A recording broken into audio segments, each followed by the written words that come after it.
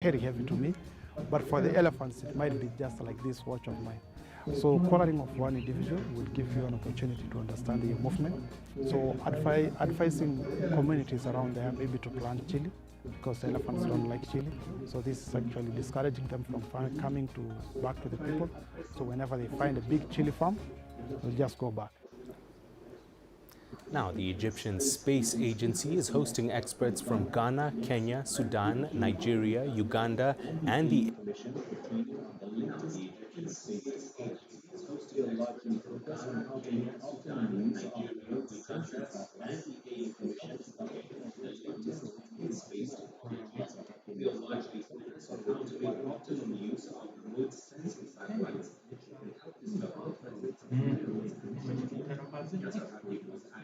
applications.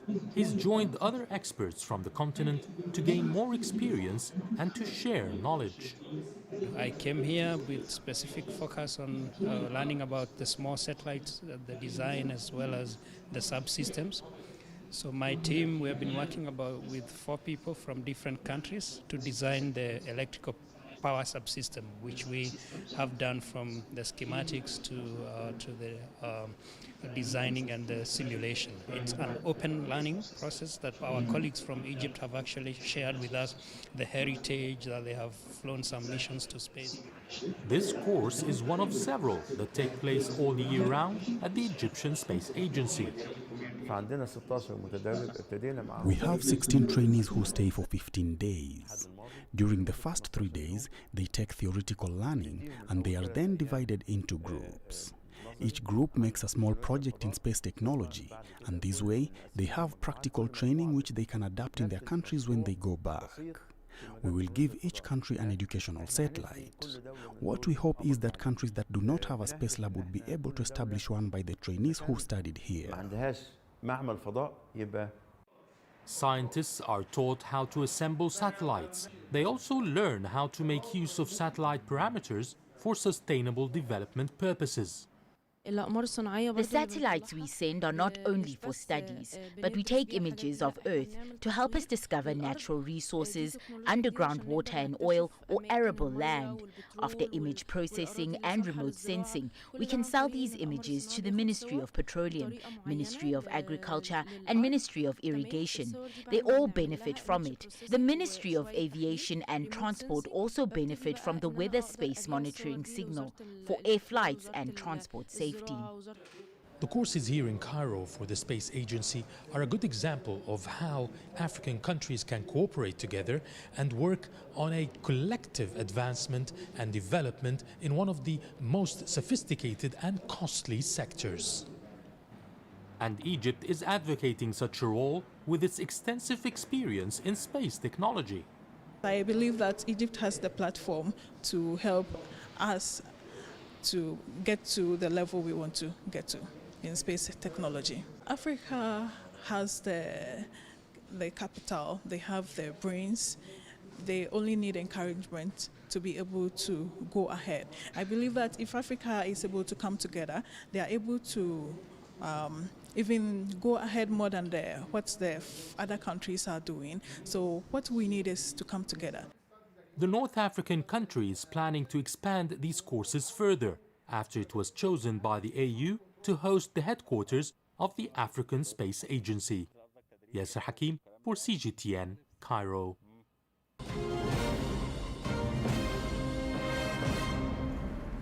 Right, and here is a quick reminder of our top stories. The Ethiopian government says although fighting has continued in Tigray, aid is successfully being delivered to the region.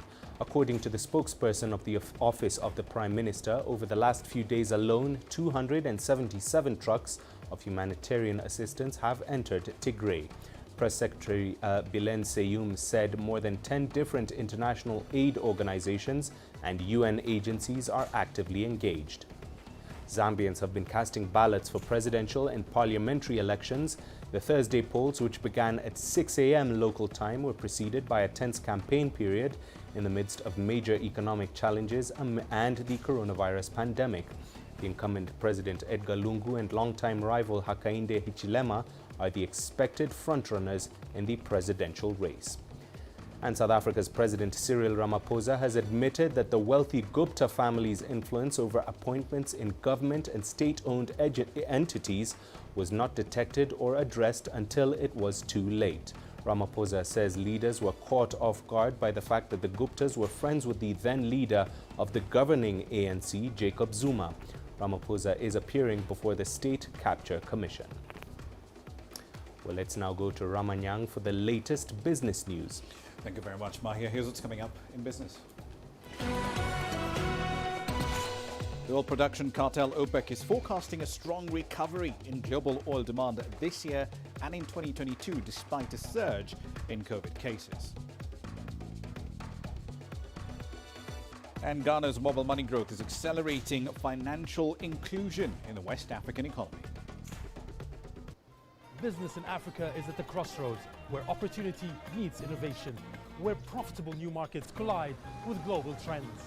From the sound of an African bell on a stock market's floor to the shout of the trader in a bustling free market, it's colorful, vibrant and exotic. CGTN stands at the gateway to Europe, Africa and the Middle East. From Morocco to South Africa, we talk to the deal makers and actors who fuel its engines of growth.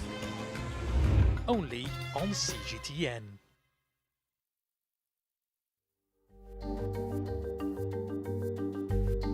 Africa Live. Find your voice.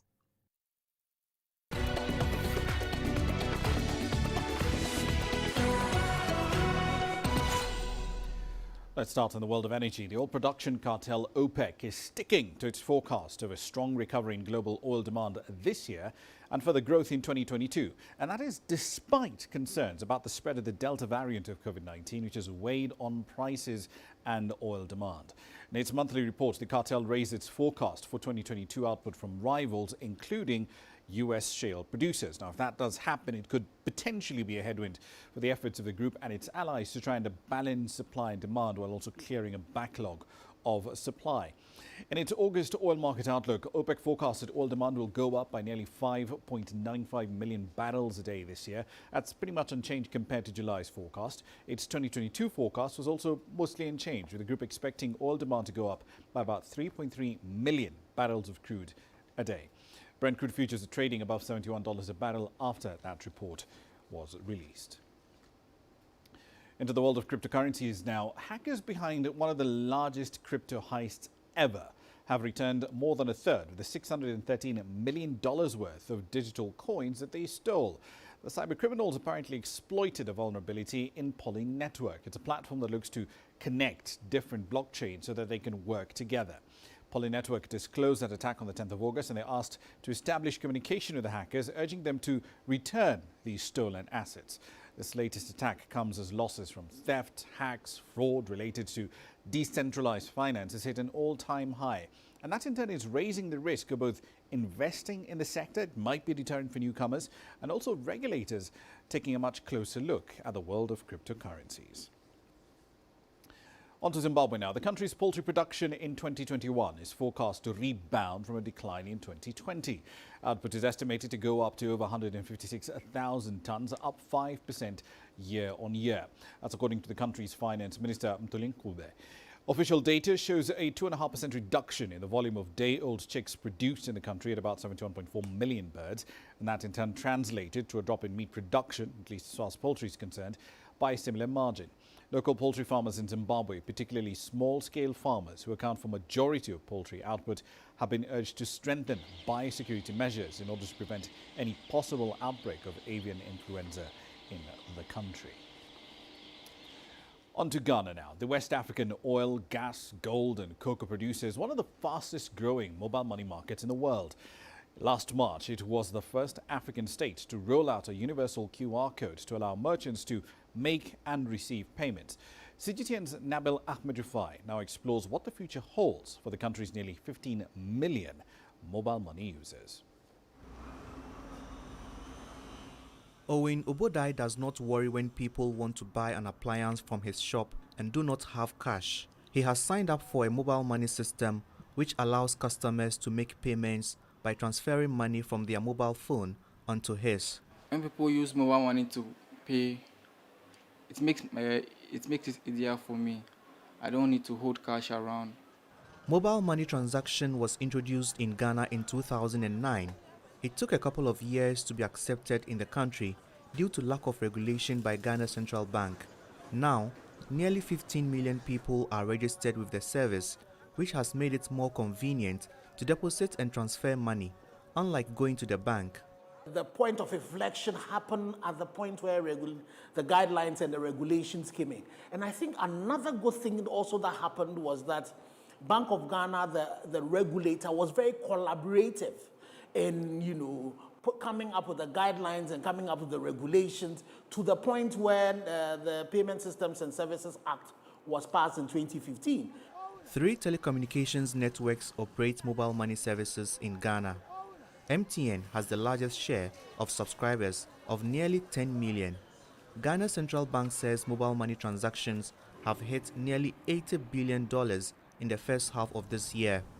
The uptake in transactions is linked to the introduction of a platform that allows people to transfer money from one mobile money account to another across all telecommunications networks.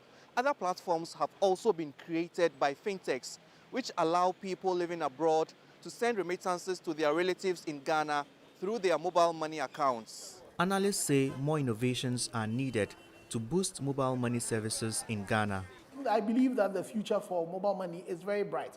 What we need to happen is that government needs to allow the space for it to be able to flourish, whilst it provides the regulatory framework that guides it so that we are protecting the consumer, but allowing innovation to take place. Owen Obodai agrees. While mobile money services have improved financial inclusion in Ghana, he wants telecommunications companies to enhance their systems to speed up the rate of transactions. Nabil Ahmed Rufai, CGTN, Accra, Ghana. Let's go back to East Africa. The business of farming in Uganda has been under threat for some time now, as more and more young people practically abandon the sector. But as International Youth Days marked on Thursday, there are some signs that things might be starting to change. Leon Sanyange tells us why. Eddie Muchibi and Umaru Chitio grew up in farming households. Now in their 30s, they are continuing their family tradition. On this 5-acre piece of land, they cultivate various crops. I have grown up seeing my parents on the farms. It is where I learnt much of this that I'm doing, and they also encouraged us to farm.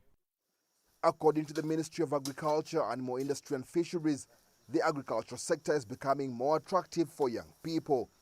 Like Muchibi and Chitio, they are deeply committed to keeping farming alive for generations to come. We need to think about the food system, the agricultural system in a holistic way. Not only to think about young people coming into the garden to do the work, but also to think about farming as processing as a function of farming, marketing as a function of farming, distribution. We need to think about the food system as a whole. But common challenges are holding back those efforts. Inconsistent weather patterns and the absence of markets for produce have been the major issues. These young farmers want to improve their yield. To do that, they are taking on new innovations. Vanilla is one of the most popular crops grown in the area. Chicho says they have adopted climate-smart methods to save the plants during the dry seasons. We are now digging bigger and deeper holes to plant vanilla. One day's rain is enough for the plant to grow in the dry season with the water collected there. Beyond continuing the farming tradition, these farmers are helping young people in their area learn more about growing crops. They want to see more young people across the country get involved. For the young people to understand their ability and their power in the food system, they need to be nurtured. We need to set up systems that nurture young people into this profession of farming. We need to set up a system that does not make agriculture a liability to the young people, a system that doesn't need a lot of money to produce food. While the hope is that farming survives through future generations, structural issues remain. The main challenge is turning it into a viable industry for the long term. Leon Senyange, CGTN, Nkokonjeru, central Uganda. In the meantime, a new report by a non-governmental organization is calling for a lot more investment in agricultural tech in order to boost food output across Africa. That report is from the US-based organization Haifa International. It provides some interesting insights on how young people across the continent involved in agriculture can benefit if they have access to the right innovations. CGTN's Daniel Arap-Moy has that report. Agriculture is by far the single most important economic activity in Africa. More than half of the continent's rural population is employed in the sector. Young people under the age of 25 account for approximately 60% of Africa's population. But many have been slow in embracing agriculture due to lack of finance. Joyce Gichana is a young graduate who has seen opportunities in the agricultural sector. She grows a variety of crops on a farm in Kiambu County in Kenya. She says young people need to be redirected into the sector. We're so focused on getting employed, formally employed, because like doing something outside employment is like you wasted your degree. So that's why I think mainly young people are not interested, because we're not directed towards that path. The report by Haifa International seeks to encourage African youth to reconsider opportunities in the agricultural sector through innovation. It says innovations in farming will create opportunities for young people who might otherwise ignore agriculture. For young people, I think the solution will be bring more of tech into the agribusiness, bring more of tech into the whole agriculture thing, so that we have things like drones, so that it's coming out as a culture and it's some kind of revolution which will take us back to that aspect. The Haifa International report highlights many young innovators who are boosting farm productivity and profits in Africa by using artificial intelligence. The report recommends the use of drone technologies, precision soil sensors, and digital farmer services to help transform food production in Africa. But agricultural experts still maintain that to attract Africa's next generation of farmers, there is a need to highlight how the sector can be a profitable and rewarding enterprise. Daniel Arap-Moy, CGTN, Nairobi, Kenya. One last story for the segment. This one's outside Africa. According to the global consultancy firm PricewaterhouseCoopers, two Seoul-based asset management firms have rolled out metaverse funds to help investors easily invest in beneficiary stocks. KB Asset Management introduced South Korea's first so-called metaverse fund on the 14th of June. It invested in between 30 to 50 different stocks listed not just in the local market, but also in capital markets in the United States, China, and Japan. Now, the net asset value of the fund stood at $8.7 million with a return of around 4%. PwC has a rosy outlook for this metaverse fund. It's forecasting that this particular market segment might grow to around $460 billion in assets under management in 2025 and around $1.5 trillion in 2030 compared to last year's figure of around $43 billion.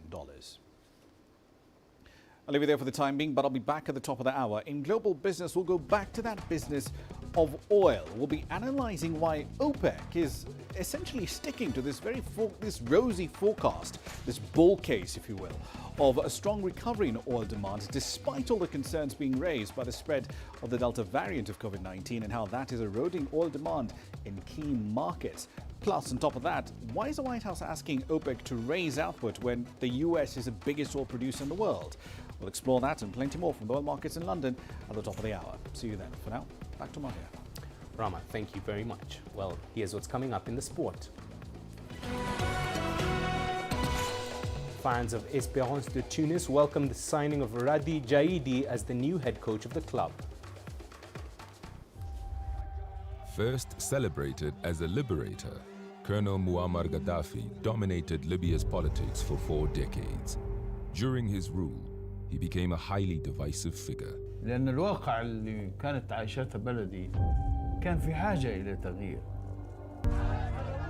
In 2010, the winds of change swept through the Middle East and North Africa. Libya was swept along, and in October 2011, Gaddafi was overthrown. And Gaddafi's tyranny and dictatorship has been finally ended, and this chapter has been closed for Libya and for all the world. أن هذا النظام كان قد أسس كيانه على شخصية فردية. But the country has been plagued by multiple civil wars, violence, and instability.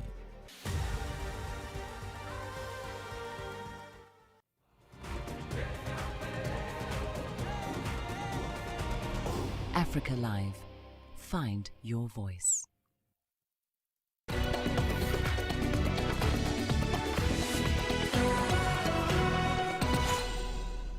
Now, fans of Tunisian club football giants Espérance Sportive de Tunis have welcomed the arrival of retired international Radi Jaidi as the new head coach.